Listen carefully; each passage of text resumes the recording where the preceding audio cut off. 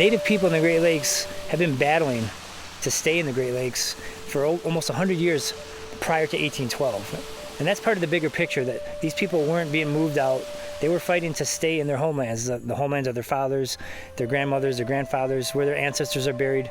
So it's very important to them that they not be relocated, that they stay in the Great Lakes. We've been here for thousands of years, and so we have very deep roots in the Great Lakes, and this is where we're supposed to be. Within, a couple centuries, your whole world changes. In 1812, a very young United States already had its sights set on expansion to the north and the west. But the British Empire, the global superpower of the age, wanted to keep its former colony tightly contained. In the balance were the lands of the Northwestern Frontier. History is about waterways and transportation. The Great Lakes means that we could ship anything from Michigan or Ohio into the Great Lakes and eventually to the world. So it makes the Great Lakes a world port. So you start having the birth of modern America. Remember, the founding fathers grew up as British subjects who revolted, but the generation of the War of 1812 were the first true American-bred heroes. The War of 1812 would decide who controlled the lands of the Northwestern Frontier and the future of a continent.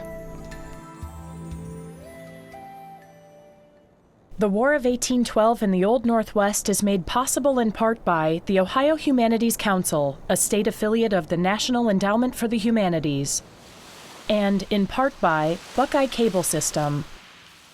Explore new worlds and new ideas through programs like this, made available for everyone through contributions to your PBS station from viewers like you. Thank you.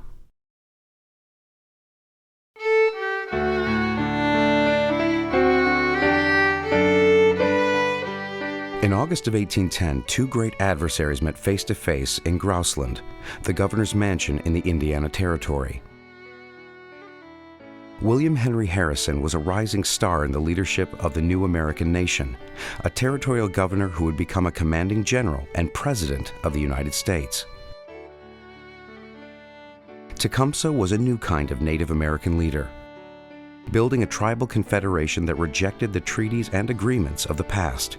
He focused instead on regaining his people's land and their pride from decades of white conflict and settlement. Tecumseh's compromise was no longer any treaties between individual chiefs of lesser significance. When you have to deal with the Indians, you deal with all of us. Harrison felt that he could deal with who was ever the chief that was willing to get along and give up more land. So finally, that got to be a confrontation in one of their meetings, and almost broke into outright violence.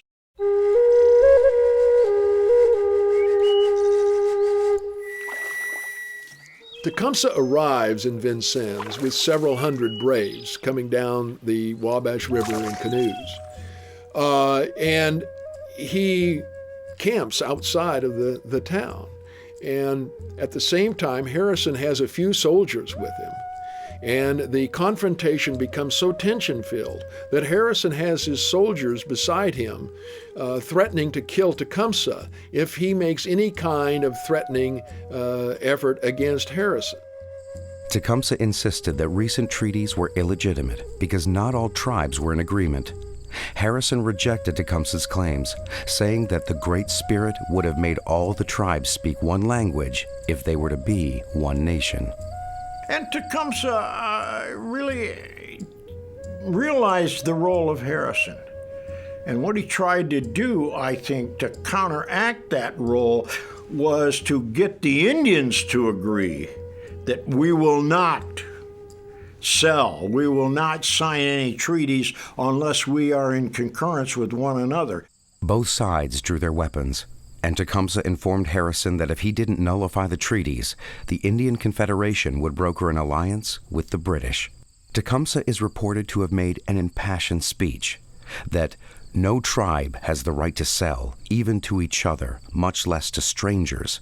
Sell a country? Why not sell the air, the great sea, as well as the earth? Did not the Great Spirit make them all for the use of his children? Tecumseh gathered his warriors and left. This is considered one of the great confrontations. There are all kinds of depictions of this in 19th century history books. It's a very important meeting. The life journey that both men took to meet each other that day was filled with obstacles and honor. Harrison and Tecumseh represented the hopes and desires of each of their nations. The principal major character is, of course, William Henry Harrison, whose father was a member of the Continental Congress, a signer of the Declaration of Independence, and a governor of Virginia. Needless to say, the Harrisons were prominent Virginia families. His father dies when William Henry Harrison is 19 years old.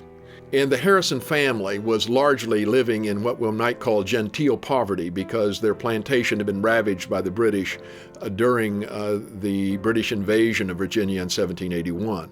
Harrison convinced a family friend, Virginia Governor Henry Lee, to speak with President Washington to give him a commission in the United States Army. This results in Harrison becoming an aide-de-camp to General Anthony Wayne. By the time he was 23, he was considered to be an extraordinarily capable young officer and had been highly praised for his conduct during the Battle of Fallen Timbers in 1794.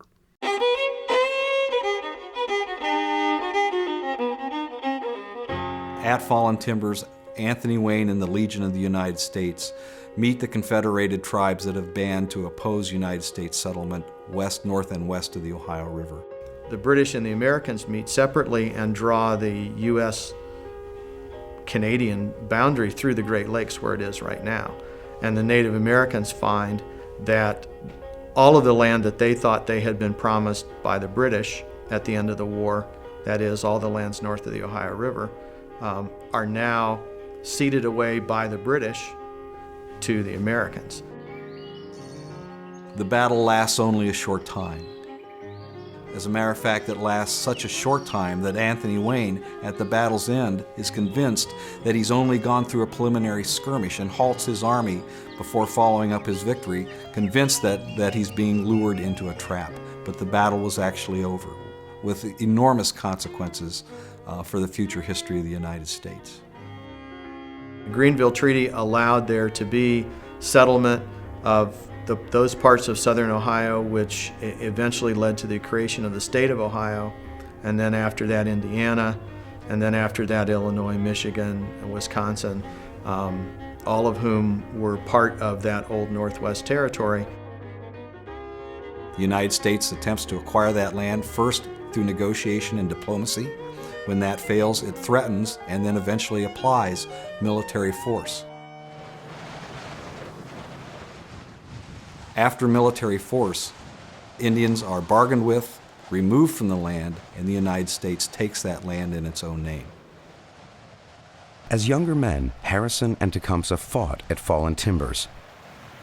Now, decades later, they commanded armies and would battle again at the rapids of the Maumee River.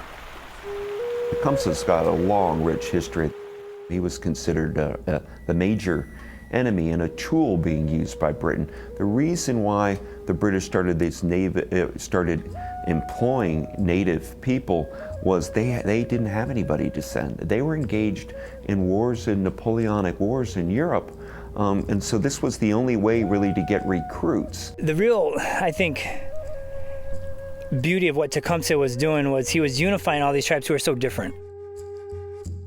He was able to bring all these tribes together to fight for this common cause, which is the land. And Tecumseh referred to it as one dish with one spoon. This is all native land. We all have to take care of it. We know that Tecumseh, in his early childhood, probably born down in southern Ohio in the Paint Valley, to the son of a very prominent Shawnee warrior. The name Tecumseh in Shawnee means shooting star or panther across the sky. On the night of Tecumseh's birth, his father stared up and saw a meteor travel across the night sky, leaving a trail of white flame. The elder said this child had the spirit of the panther within him and shall be named Tecumseh. He very early in life demonstrated qualities and abilities as a warrior and a hunter, and all at once started to become the center of attention of other people, which made him a natural leader among the young Shawnee. Tecumseh's younger brother grew up in the warrior's shadow. Tenskwatawa was an unlikely candidate for greatness, having grown up with a reputation for telling wild stories, drinking, and getting into trouble. Tenskwatawa is such an odd character. He's really the opposite of Tecumseh, even in appearance. And he, suffered this injury as a child with a gun, and he had a kind of a scarred face. And there's no pictures of Tecumseh, but all the accounts were he's very striking, very handsome individual. And his brother, well, not so much.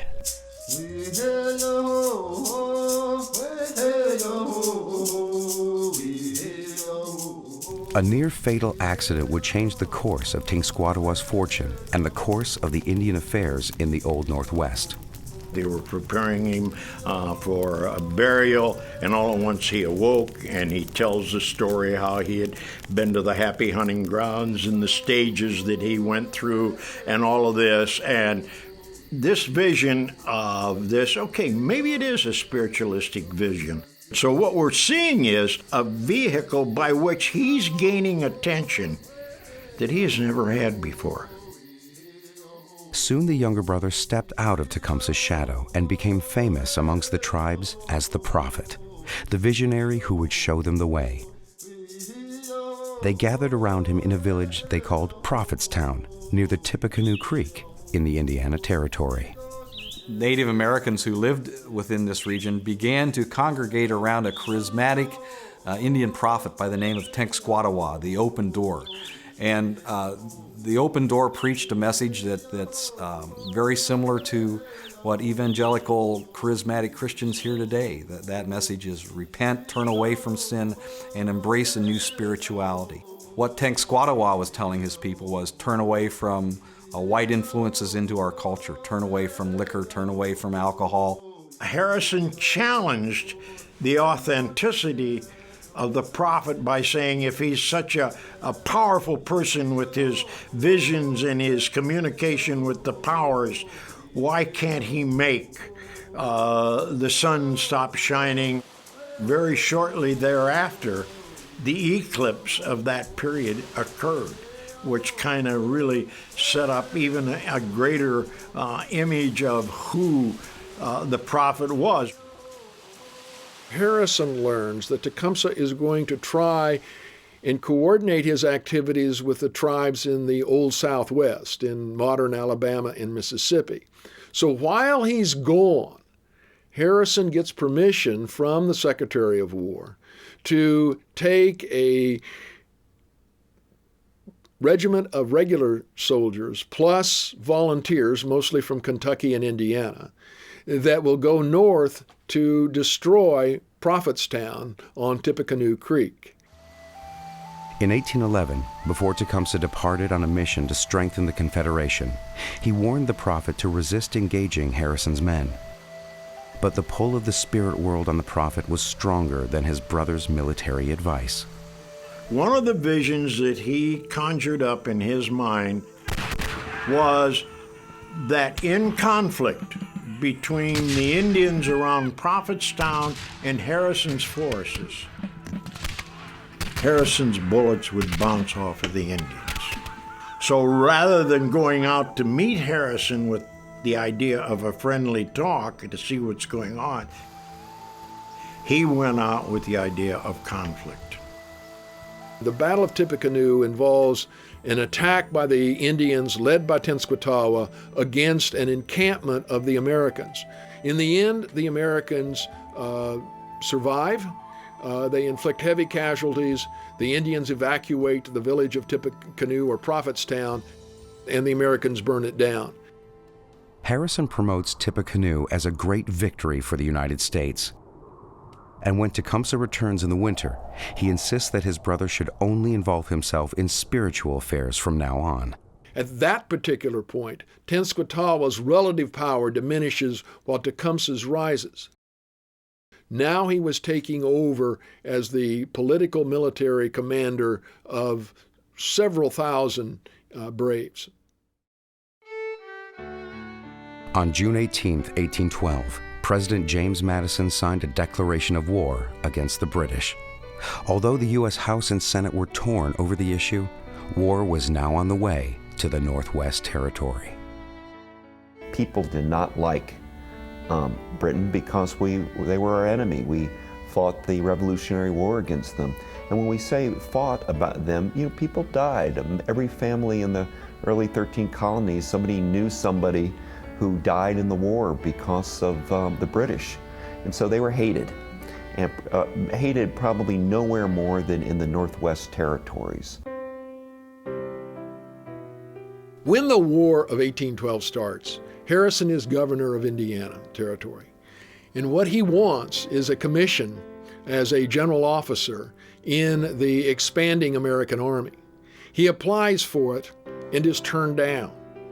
In fact, the principal rank is given to the governor of Michigan Territory, William Hull, who becomes a brigadier general in the U.S. Army. Much to Harrison's disgust, he is not given the second-in-command slot, and instead it goes to a James Winchester, who is a political power in Tennessee. One of the primary objectives for the United States for the War of 1812 was to capture and annex Canada. Primary military objective of Great Britain was to keep Canada. So here, for us, the major campaign was in this Northwest Territory. On the high seas, U.S. vessels fell victim to the impressment of their sailors into the British Navy. All of our merchant ships were being seized by the British Navy. They were fighting the Napoleonic Wars, and they were desperate for seamen, able-bodied people at sea. And so if our ships were going across the Atlantic, suddenly a British ship would stop them, demand papers, ostensibly to search simply for British subjects who had bailed on the mother country and were living here in America. Well, they would find one or two of those people, but they'd also just impress people, take them prisoner, and simply started grabbing American citizens and putting them to work on British ships because they needed bodies so much. At the outset of war, both sides recognized the key to victory was control of the waterways. The United States held three important forts on the frontier: Fort Mackinac, Fort Detroit, and Fort Dearborn, which is now present-day Chicago. All three would soon fall into the hands of British General Sir Isaac Brock. The first would be taken by surprise in July of 1812. The Straits of Mackinac connects Lakes Michigan and Lake Huron, and just 50 miles south of Lake Superior. It really was in the center of the water highway system, and so it became a very logical and natural gathering place. So under the cover of darkness at night, they brought their soldiers, their militia, and their Native American allies in 2 6-pound cannon and placed that whole force behind the fort. When the sun rose the next morning, they fired a warning shot over the top of Fort Mackinac, and that warning shot was the first time that the American commander in charge of the fort, Lieutenant Porter Hanks, even knew that the war had been declared. So the British marched in, they took control again of the fort that they had built during the Revolution, and the Americans set sail and went down to Detroit. In August of 1812, things were not going well for General William Hull. Earlier that month, he ordered the surrender of Fort Dearborn. Now, Fort Detroit would soon be surrounded by Brock and Tecumseh. After the War of 1812 is formally declared, the first true military action in this region is taken when General William Hull takes an army to occupy Detroit. William Hull had served with distinction during the American Revolution, but at the beginning of this war was aged and infirm. It was a rigorous march up, so a lot of his men had fell ill. So he placed some of his personal papers, his personnel rosters, his battle plans on board the Cuyahoga. Hull didn't know about the war being declared, and the vessel was captured. So at the outset of the campaign for General Hull, the British knew more about his army than he did, but he kept on going because that was his job. By this time, British General Isaac Brock and Tecumseh had forged a powerful alliance. Brock had agreed to support an independent native nation if Tecumseh's confederation would assist in fighting the Americans. Part of the strategy was to play on the United States' fear of Native American warriors. Atrocities did occur on both sides, and there was this great fear of the wild savage who was uncontrollable in battle. But it's also important to note that these massacres were also occurring at the hands of American settlers, the British Army, the American Army. So it wasn't a one-sided affair. And that did play into the psyche, I think, of some of the strategies, particularly Hull at Detroit. He had a large number of civilians under his care. And knowing that there was this large group of warriors just outside his walls, he was really thinking of the safety of the women and children and surrendered the fort. Brock and Tecumseh's forces were much smaller in number than they led Hull to believe, so they marched the same soldiers and warriors past the fort over and over again in order to create the effect of great numbers. And he decides that he'll surrender rather than risk all of that. He allows the destruction of large numbers of settlements in Ohio and Indiana by the Indians as a consequence of opening up that area for Indian raids. Tecumseh's major role after that was to make sure that no major force comes in support to back up or retake Fort Detroit. And that role he played very well. Tecumseh admired Brock. And the trouble is that tenure was so short that if Brock would have stayed in this area, there might have been some different outcomes. I'm not sure. That's something we can always speculate on. Brock had successfully held off the Americans in the Northwest Territory, and now moved quickly to the east in order to bolster the front in the Niagara region. Sir Isaac Brock was killed at the Battle of Queenstown Heights on October 13, 1812, after personally leading his men on one final charge. His last words are claimed to be, "Push on, brave York volunteers." The death of Brock on the Niagara Peninsula late in 1812 is a disaster of major proportions. Brock remains, as every Canadian can tell you, the great hero of Canada in the War of 1812. But his early death means that he has no disgraceful conduct or no defeat that would mar his name. American General William Hull was court-martialed for his lack of leadership at Detroit and was sentenced to death.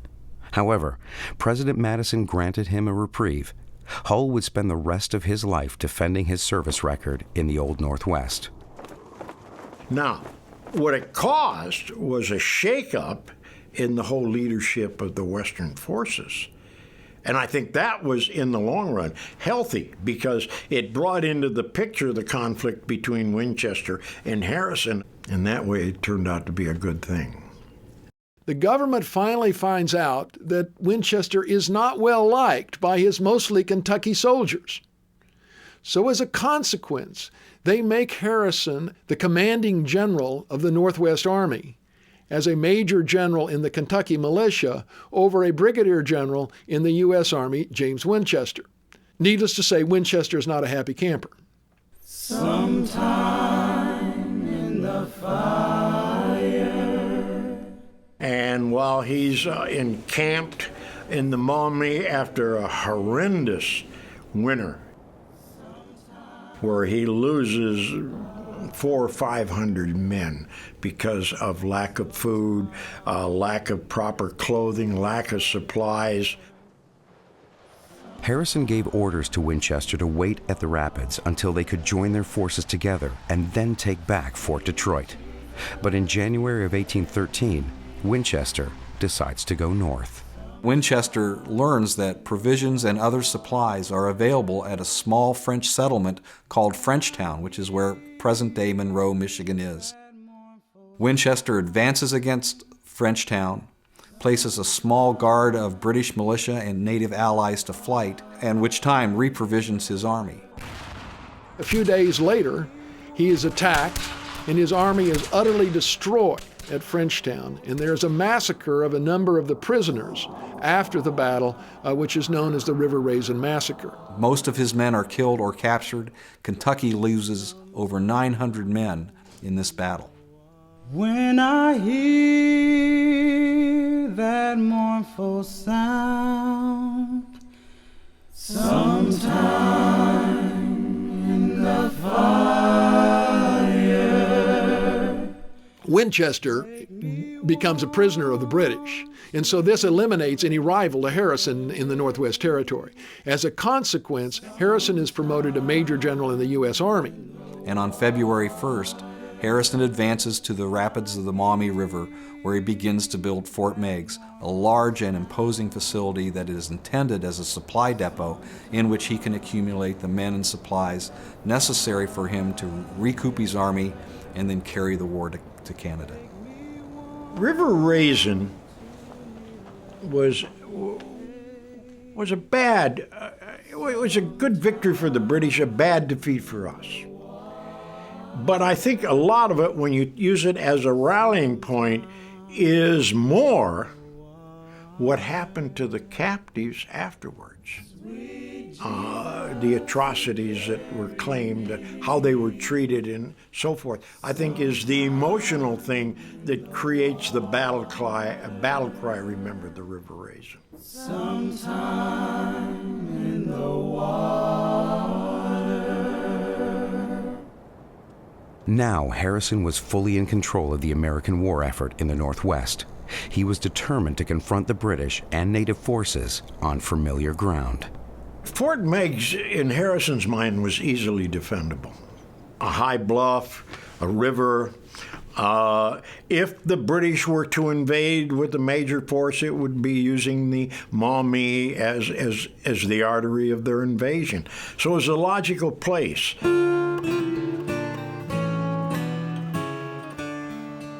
It takes a long time to build this fort, but they're building it in the winter, and the Indians are not going to attack in the winter because they're holed up in their villages, and the British are not going to attack in the winter. And so as a consequence, he's allowed to build this until it is the largest wooden fort ever built in North America. Colonel Henry Proctor was the British hero of River Raisin. Now with Isaac Brock dead, he was very quickly promoted to Major General and was contemplating his next moves against Harrison. But he wasn't moving fast enough for Tecumseh. Tecumseh was a very positive, aggressive kind of a leader. Proctor was not. And in many cases, Tecumseh really belittled Proctor as a leader, and at one time said, if you don't want to fight, leave your weapons and your ammunition here and we'll do the fighting. So there was always this distrust with the British. But what could you do? You needed them for supplies and you needed them for manpower, because the Americans were just coming in like a wave after wave. So you're in a rock and a hard place, and they were just doing what they could to survive. Construction of Fort Meigs, named after the governor of Ohio, continued through the harsh winter of 1813. Despite having to bury timbers into the frozen ground, the fort is completed as spring arrives. The 10 acres contained within Fort Meigs include 7 blockhouses, 5 artillery batteries, 2 gunpowder magazines, a quartermaster building, rows of ditches, and massive enclosure walls. The reason why Fort Meigs is so physically large is it was primarily to be a supply post as well as sort of a refuge for troops waiting for the advance on Detroit. Proctor and Tecumseh arrived at the end of April and reoccupied British Fort Miami across the river. They realized Harrison's new fort could not be taken directly, so they set up cannon batteries across the river and began to bomb Fort Meigs on May 1st, 1813. The siege of Fort Meigs lasts for the next 5 days, with neither side able to inflict damage upon the other. On the evening of May 4th, Harrison learns that a strong force of reinforcements, led by a Kentucky general named Green Clay, is on their way to Fort Meigs to relieve the site. Harrison saw the battle as involving multiple attacks at roughly the same time. Harrison sent orders out to Clay to split his 1,200 Kentucky troops into 2 wings. 400 men were to land on the Fort Meigs side of the river, and the remaining 800 men were to land on the British side of the river, under the leadership of Colonel William Dudley. Their mission? To disable the British cannons bombarding the fort. Clay does what he's been ordered to do and successfully lands on the south side and safely leads his men into Fort Meigs. The attack on the guns was rather easily carried off. Unfortunately, Dudley was not very experienced, and his troops were a little bit overly ambitious, and they started chasing the Indians into the woods and got themselves in a conventional Indian ambush.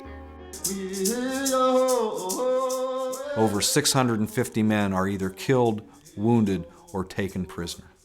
This action, known as Dudley's defeat, is one of the most devastating defeats inflicted upon the United States during the entire War of 1812. After they were prisoners, some of them were massacred by the Indians at Fort Miami, and the British supposedly actually witnessed this and made no attempt to stop it.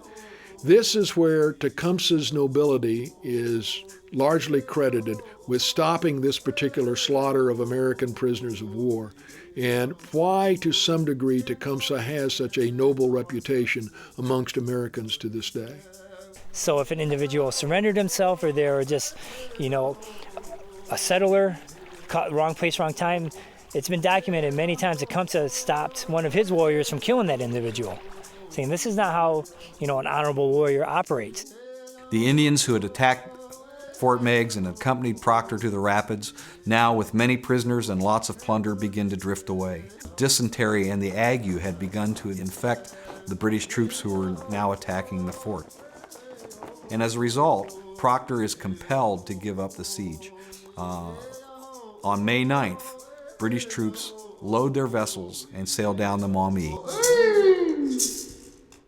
The British had a problem.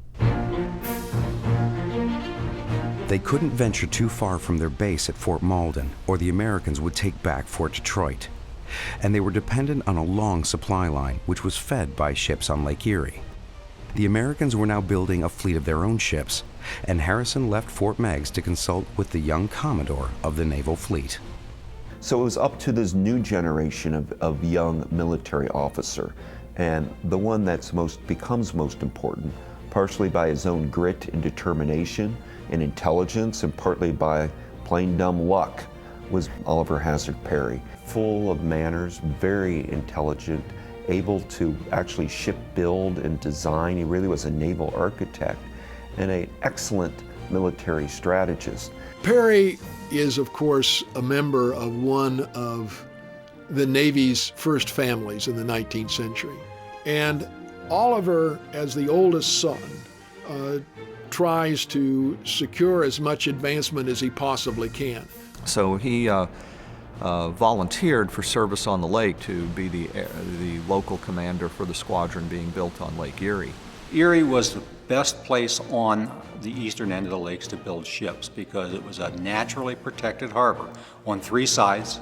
Getting into Erie Harbor had a very narrow, widening channel entrance with a sandbar which had only 6 feet of water over it. The Americans could easily defend the entrance to that harbor and keep the British out. The ships were almost complete, but Perry was having trouble recruiting sailors to man the new squadron. But in the end, he assembled a diverse crew that would serve him well. Perry did have some excellent sailors, a small group. I'd say about 10 were really proficient in what you call the nautical affairs. Others, they just grab catch as catch can, and this included a number of African Americans who served in the War of 1812. We don't know exact numbers or names because the race wasn't recorded, but each captain was responsible for filling out his own crew, and if his responsibility is to have a mission-capable ship, the obvious answer is to recruit whoever is qualified and willing to serve and just not tell the Secretary of the Navy who they are. The British captain does patrol outside the harbor, but because he has no ground troops, he can't attack it. He wants to keep the fleet inside Presque Isle Bay rather than let it out.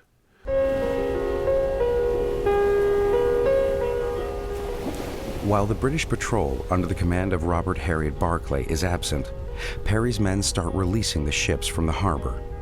The gunboats and his flagship, the Lawrence, are now free.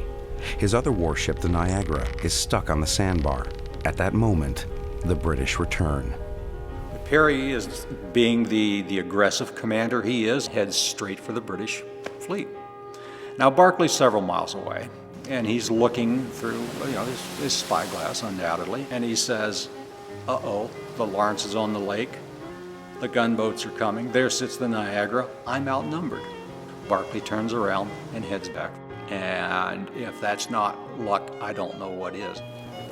Once the American ships are fitted out with guns and supplies, Perry sails for Put-in-Bay Harbor, located on South Bass Island in western Lake Erie. It was actually Harrison that selected Put-in-Bay as Perry's base of operations. Two reasons: one, it is a sheltered area, but also it would give Perry a great view of the Detroit River. Perry could put a ship up in that area as a patrol vessel and spot the returning British supply vessels and warships, and very easily sail up there and stop them on their way back. So as long as Perry was sitting here at Put-in-Bay, the British supply line was severed. Harrison and Perry have probably the best coordination between the Army and the Navy of any two senior officers in the entire War of 1812. These two men had a unity of effort that is critical to understanding why the Americans were able to dominate that particular area at that particular time. Throughout the summer of 1813, Harrison gathered needed supplies for the Army and recruited new soldiers into the ranks. As expected, Proctor and Tecumseh tried again to attack his stronghold, Fort Meigs. In July, they mount a second attack against the American garrison. This time they bring nearly 3,500 Indian allies with them, and this is the largest assemblage of hostile Indians ever brought against the U.S. military in its entire history.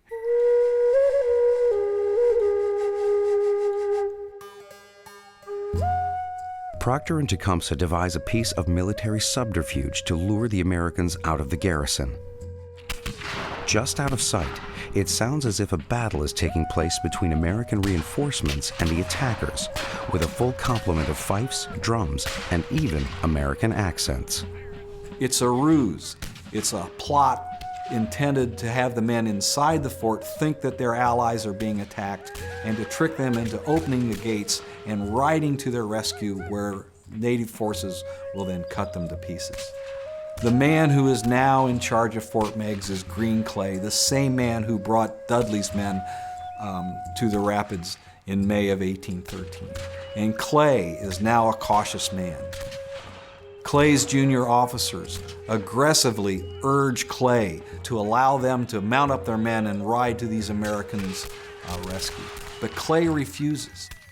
Eventually, over the course of the afternoon, an enormous thunder shower comes up and blows across the field of battle. And when the thunderstorm is over, the mock battle is over as well. The Indians and the British simply withdraw from the field. And at that time, the second siege of Fort Meigs is over. The British and Indian forces travel down the Maumee and east to the Sandusky to attack Fort Stephenson on August 1st, 1813. The small American outpost is commanded by a feisty young major, George Croghan. In many ways, Croghan was a Harrison favorite. He was a very young major, 21 years old. Even Harrison wasn't a major at 21. When Harrison gives him an order to withdraw from Fort Stephenson, Harrison is very prudently trying to conduct his campaign and not lose another battle. Cron convinces Harrison that yes, he can successfully defend the post. He had one cannon, that's all they could afford to give him. It was an old French and Indian War cannon. Croghan had hidden the cannon in a strategically located blockhouse that paralleled the trench. As the British troops jumped into the trench, eager to chop through the walls, Croghan opened up the gun port and fired several volleys into the troops, which were virtually at point-blank range. The British attack against Fort Stephenson is poorly planned and recklessly executed, and as a result, British soldiers are simply slaughtered in the ditch. Proctor, realizing immediately that the attack was not going to succeed, he left so quickly that he left supply ships behind full of munitions and so forth. It was a very important battle, not because it was big, but because it sent a message that the Americans were going to fight tenaciously to maintain this part of what they call their territory, Northwestern Ohio. The fort today doesn't exist at all. The grounds are where the Burchard Public Library are located in Fremont. And the old cannon, again purported to be the original cannon called Old Betsy, which did so much damage to the British, is still on the lawn at the library. The situation is getting worse for the British. With Perry loose on the lake and Harrison mounting huge forces on land, they can't get the supplies they need to fight and the food they need for themselves and their Indian allies. Well, it got to a point up in Fort Malden where General Proctor came to Robert Barclay and said, "You have to go. I don't care if you're ready or not, you have to go. We're down to our last bits of flour. You must sail." What was driving him out was that the Americans were blockading them from their source of supply. They'd been on half rations for a week. They had half rations for one more week, and then they were out. Perry had a lot of problems on his side too. He had had a lot of fever and dysentery running through his crew, and about a third on sick list at any one time. So both sides were fairly miserable, wanting to get this over with. The Battle of Lake Erie is the day the hungry came out to fight the sick. Barclay sailed out of Fort Malden and down the Detroit River. On September 10, 1813, a lookout for Perry spotted the British fleet on the lake. The British had 6 vessels under command of Robert Harriet Barclay. The Americans had 9 vessels under the command of Oliver Hazard Perry. One critical factor against Perry at that point in time was the wind direction. He virtually needed the wind behind him to help him sail out to meet the British fleet. The British have what is called the weather gauge. The wind is in their favor. And Perry has to slowly but surely inch his way against the wind and to weave his way towards the British. But about midday, the wind changes, and it's now Perry who has the weather gauge.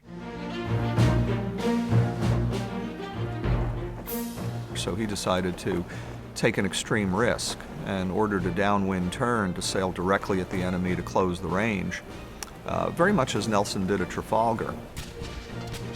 He decided to endure raking fire and be able to outgun them once he got in close with his shorter range, heavier armament. The British band plays Rule Britannia, and immediately as the last echoes of that sound float across western Lake Erie, 24-pound cannon opens fire towards the Americans. The first cannon missed, but the second cannon fired crashed through the deck of the Lawrence. Perry turned and looked, and for whatever reason, the Niagara held back. It was not coming up to meet the other largest British ship. So Perry and his ship basically were being pummeled by the British fleet. All the British firepower was being turned onto the Lawrence. Sails are hanging in tattered strip. Rigging looks like tangled kite string hanging from a tree. Bulwarks blasted like Swiss cheese. Deck seams had split apart a little bit, and blood from the wounded are seeping down into the wardroom where the operating theater is down below. Perry, who is, for some reason or another, miraculously unwounded. Over 100 of his 120-man crew are wounded or dead. Perry moves from the Lawrence to the Niagara. He pulled down his battle flag, jumped into the little cutter, and sailed across that third of a mile to the Niagara. All 6 British ships concentrated their fire on that little rowboat, and every man in it was soaked from the splash of near misses. But Perry's luck, again, miraculously, he managed to reach the Niagara unscathed. Perry, as captain of a ship, had the right to have his own battle flag. The words on Perry's battle flag were, "Don't give up the ship." This phrase was inspired by Perry's good friend and mentor, Captain James Lawrence. Lawrence had directed his own men, "Don't give up the ship," before he died in battle earlier in the war. Perry not only named his ship the Lawrence, but he also adopted those words for his battle flag. Perry's transfer is one of the best-known episodes in U.S. naval history. In the eventuality, the only way to win the battle was to give up the ship and go to the next one. The real motto was, "Don't give up." Barclay had been wounded, and junior officers now commanded the 2 lead British warships, the Detroit and the Queen Charlotte.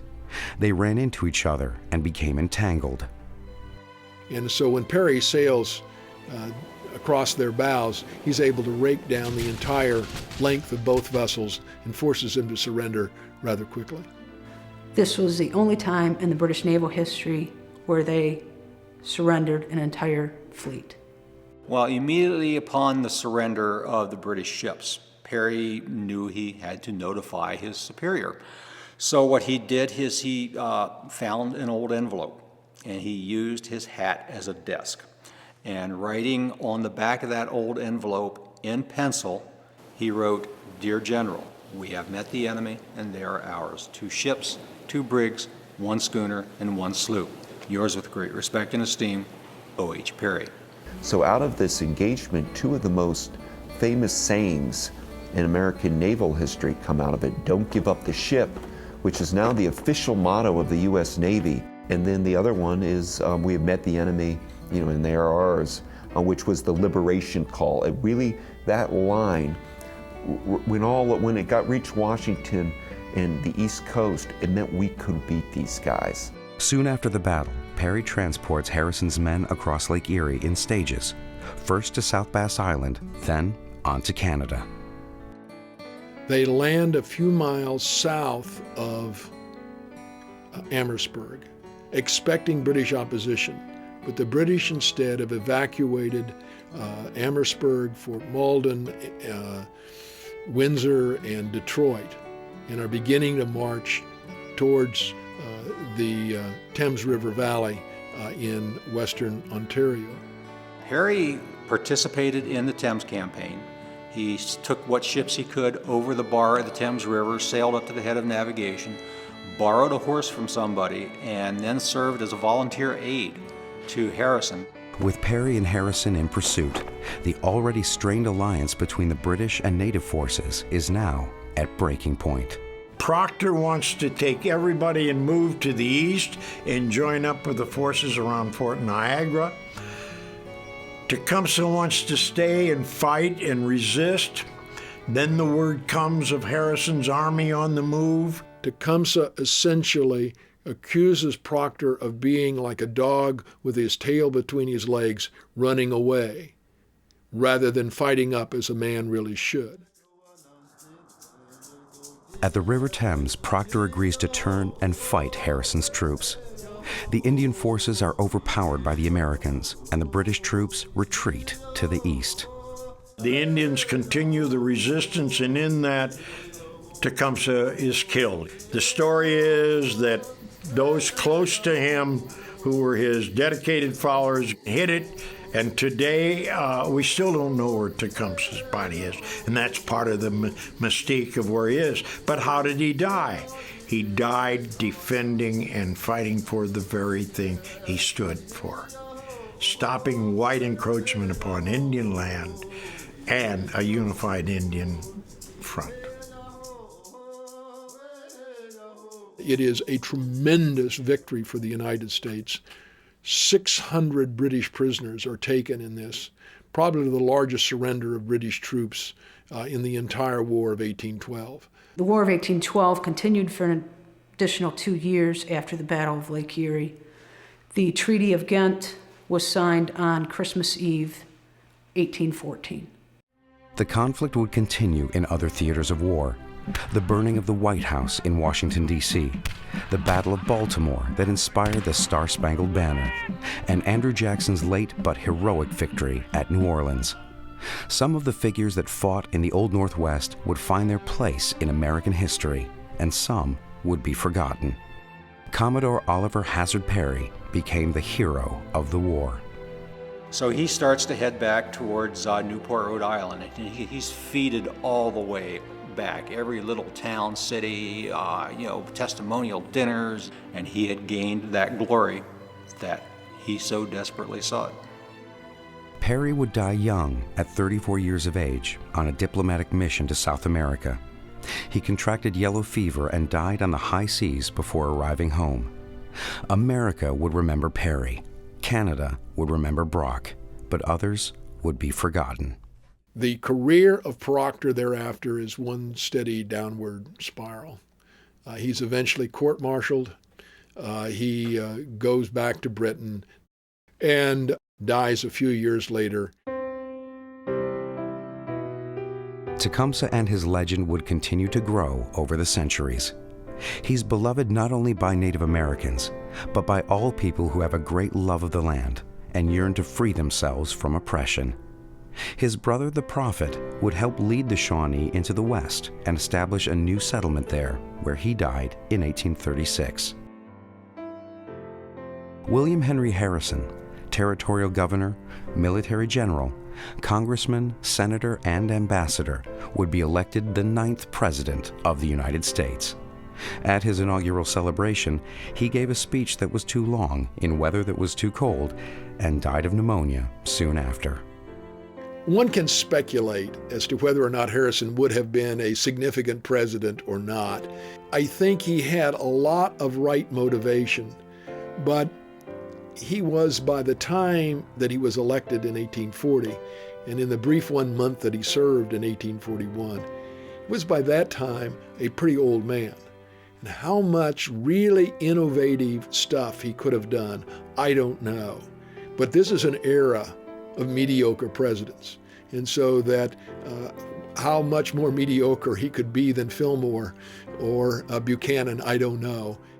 Many of the sacred places of battle where men lost their lives have been forgotten, but a few are places of honor. A reconstructed Fort Meigs, the National Park's battlefield at River Raisin, and the Perry Victory and International Peace Memorial at Put-in-Bay.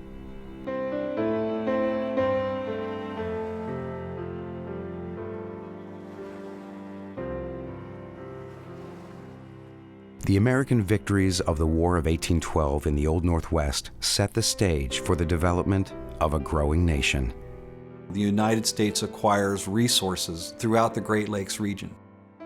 Resources that include water transportation networks, timber, iron, coal, bauxite, and magnesium, all of which will eventually allow the United States to emerge as one of the world's great industrial powers in the late 19th century, and which to a considerable degree allow the United States to maintain its position as one of the great capitalist democracies throughout the world to the present day.